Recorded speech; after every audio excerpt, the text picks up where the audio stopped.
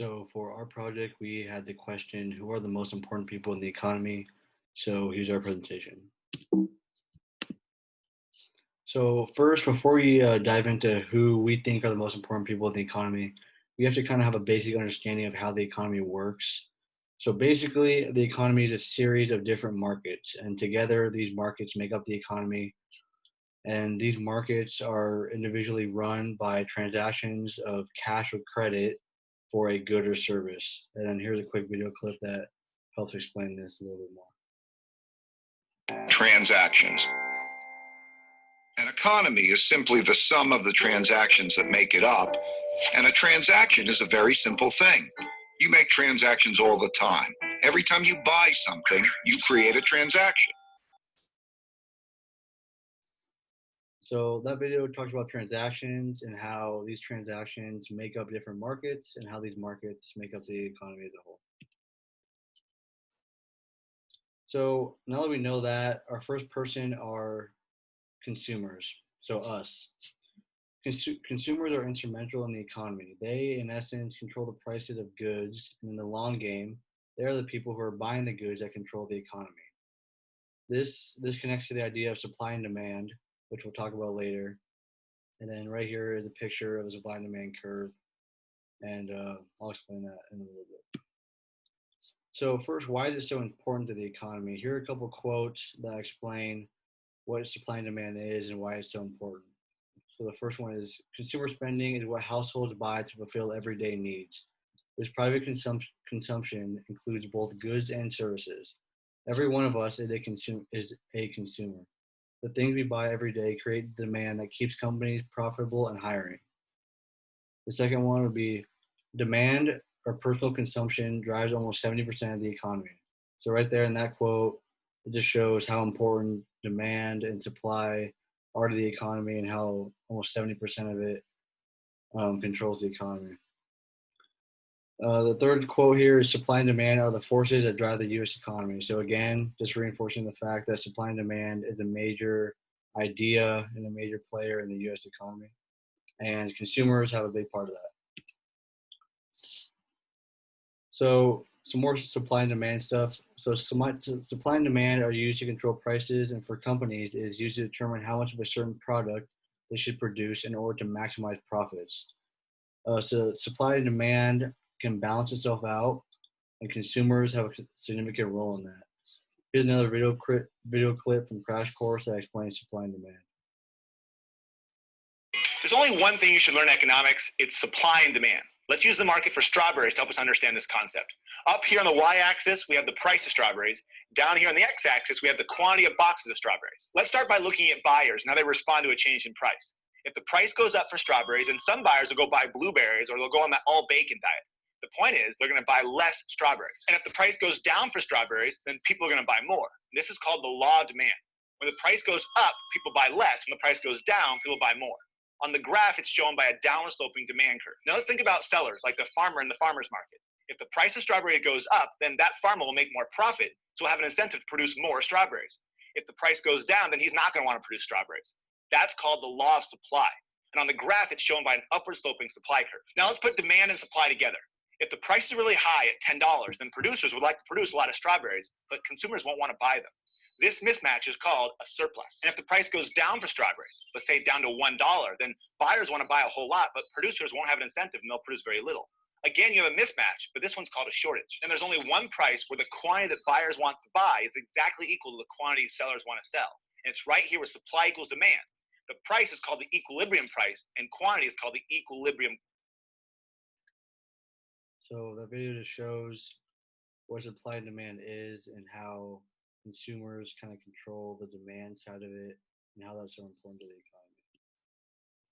So here's a real life example. So here at Brophy, we experience supply and demand every day, specifically at lunchtime. So Michael's sales and quantity supplied are directly dictated by us, the consumers. Let's say Michael's raises the price on pizza. As a smart consumer, you would simply opt for a burger or chicken, which is cheaper. So when less people buy the pizza, Michael's will be forced to either supply less pizza or lower the prices back to equilibrium. Unfortunately, it doesn't always work like this, and most consumers here at Brophy will opt for the pizza even at higher prices, but the principle is still the same. So when prices rise, less people buy them, forcing companies to either supply less of that product or lower the price back. Just to finish out our consumer side, here's a quote. Each individual consumer, consciously or unconsciously, determines the fate of goods and services in the market each time he chooses one product instead of another. Each penny that is saved on any one product is the equivalent of an economic vote in favor of that particular product and against its competitors. So, in conclusion, here, consumers are the main force that makes the economy work. Without them, there would be no people to sell things to, and our system of capitalism and consumerism simply wouldn't exist. This is not to say there aren't other factors that run our economy, which leads to our next example. Now I'll pass it off to Sam for our number 2.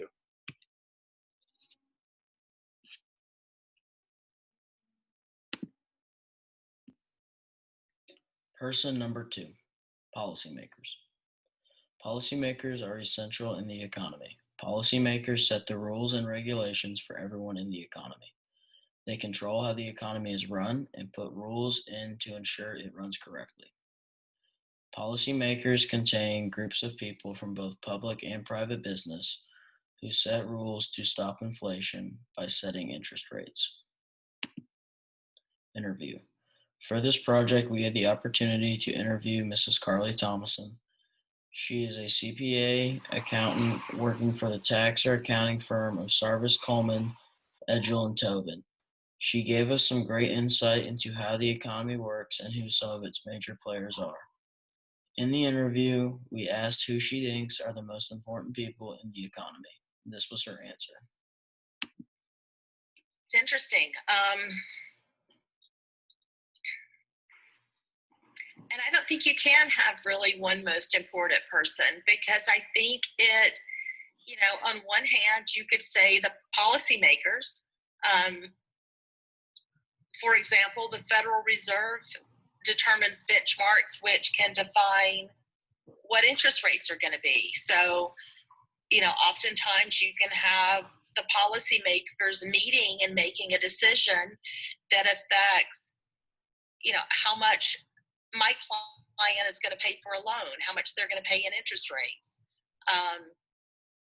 Then you can have the stock market, and the stock market often predicts how well the economy is going. When the stock market is really high, there seems to be a little bit more confidence in what's going on in the world. Their public companies have quarterly. Moving on. Why is inflation bad, and what do interest rates do? Inflation is problematic in the economy because it causes distortion, which can affect the cost of all things in the consumer's life. Inflation can be good at times because it shows that people are buying products and the economy is in rotation.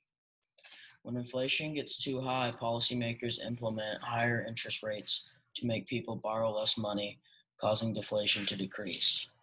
Because when interest rates are set higher, people are going to be less likely to get loans or borrow money from the bank. Interview. During our interview, Mrs. Thomason mentions the idea of interest rates and how they affect the economy. The biggest things that we seem to see with our clients that affect the economy seems to be interest rates. How much does it cost to borrow money? And conversely, for some of our clients that are elderly, how much are they going to get as a return? So, if the stock market is doing well and they're doing well financially, then they're probably going to go out and spend more money in different marketplaces. And that money continues. I don't know if y'all have ever heard, and I don't remember the exact factor, but there is a number that says, if you spend $1 at a locally owned business, it's going to create more opportunities in your community than if you spend it on a national big box company. And the reason for that is because if I earn $1, then I'm going to go spend it somewhere else. So each dollar spent creates more opportunities for other companies and helps boost the economy.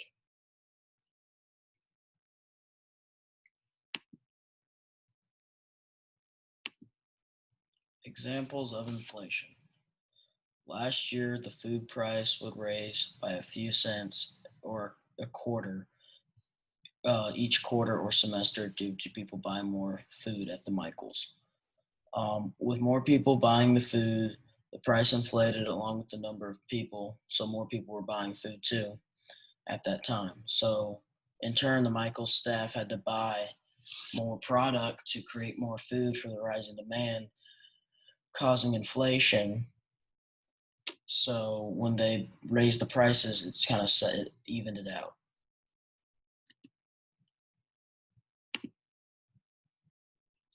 Okay, so I'm Zach, and I will be finishing up this presentation for our group. Let me just share my screen. And so finally, we have person number 3. We have bankers. And when thinking about the economy, one of the most important people or factors to think about are the banks and bankers. The economy basically relies on efficiency, and without it, there'd be much chaos within it. People are able to rely on bankers to transfer funds from savers to borrowers or things such as those.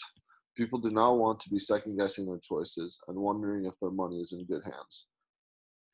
So to summarize the bankers and their importance, bankers are there to be relied on and to make the best choices for the people and the economy.